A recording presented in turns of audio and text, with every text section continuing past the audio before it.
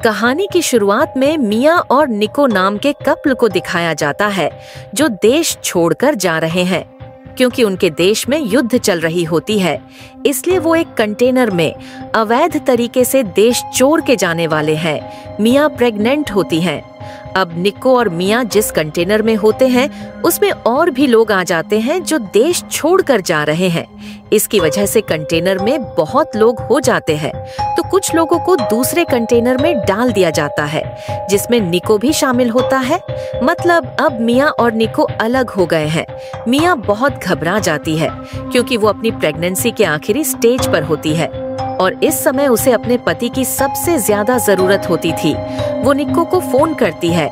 निको बोलता है कि तुम घबराओ मत, आगे चल के हम एक जगह पर मिल जाएंगे। कुछ देर की बात है। इसके बाद इनके कंटेनर को चेक करने के लिए पुलिस कंटेनर बीच में ही रोक लेती है, लेकिन कंटेनर के अंदर कुछ सीक्रेट जगह होती है तो सब के सब वहाँ छुप जाते हैं। लेकिन पुलिस वाले को पता होता है कि सब के सब अंदर ही छुपे हैं और वो कंटेनर पर फायरिंग शुरू कर देता है और सब के सब मारे जाते हैं। लेकिन मिया बच जाती है क्योंकि वो कंटेनर के ऊपर छुपी थी। मिया निको को मैसेज करती है, लेकिन निको को तरफ से कोई रिप्लाई नहीं आता है। अब कंटेनर में सिर्फ मिया होती है। अब कंटेनर ले जाकर एक बड़े से शिप में लोड कर दिया जाता है। मिया निको को बार बार कॉल करती है, लेकिन निको की तरफ से कोई भी जवाब नहीं आता है। मिया को डर है कि कहीं निको को भी उन लोगों ने मार तो नहीं दिया, क्योंकि सभी कंटेनर की चेकिंग हुई थी। मिया अब कंटेनर में ही सो जाती है और जब उसकी आंख खुलती है तो वो देखती है उसका कंटेनर इधर उधर हिल रहा था, क्योंकि समुद्र में एक बड़ा तूफान आया होता है। कंटेनर को जोर जोर के झटके लगने की वजह से वो बेहोश हो जाती है और जब उसे होश आता है तो वह देखती है कि उसका कंटेनर बीच समुद्र में तैर रहा है। उसे बहुत से लोगों की चिल्लाने की आवाज आती है और जब वो बाहर देखती है तो ये वही कंटेनर होता है जिसमें निको को डाला गया था। मिया के सामने निको का कंटेनर पानी में समा जाता है। ये देखकर मिया टूट जाती है। वो एक चाकू उठाती है और खुद की जान लेने की सोचती है। तभी उसे बच्चे का ख्याल आता है और वो चाकू फेंक देती है। थोड़ी देर बाद कंटेनर में पानी भरना भी शुरू हो जाता है। वो पानी को रोकने की कोशिश करती है। तभी उसके फोन पर एक अनजान नंबर से कॉल आता है और ये कॉल निको का होता है।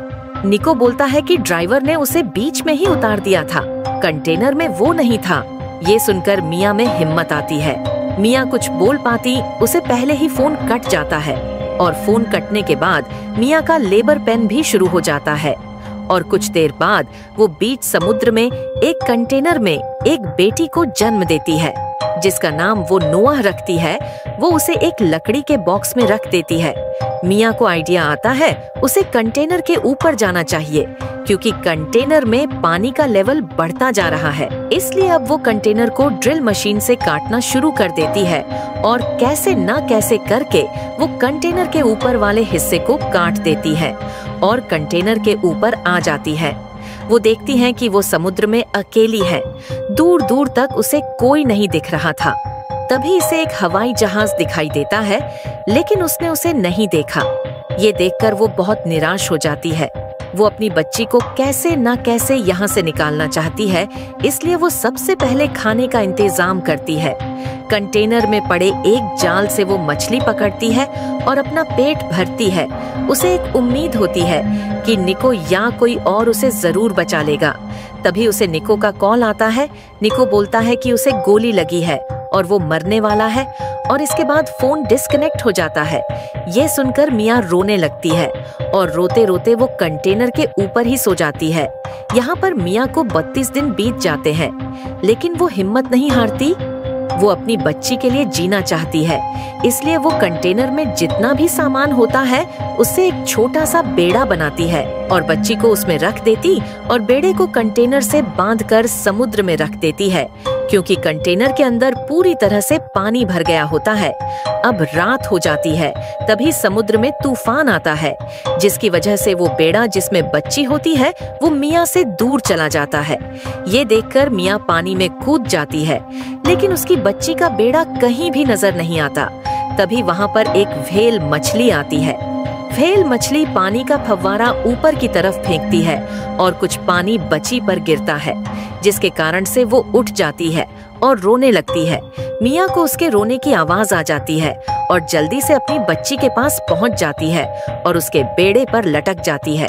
पूरी रात मिया ऐसे ही अपनी बच्ची के पास रहती है और जब सुबह हो जाती है तो इनके आसपास बहुत सारे ईगल आ गए होते, क्योंकि राफ्ट में बहुत सारी मरी हुई मछलियां होती है और इस चीज से इनकी जान बच जाती है, क्योंकि एक नाव वाला इन ईगल को देख लेता है और मिया के पास आने लगता है और वो मिया और उस बच्ची की जान बचा लेते हैं।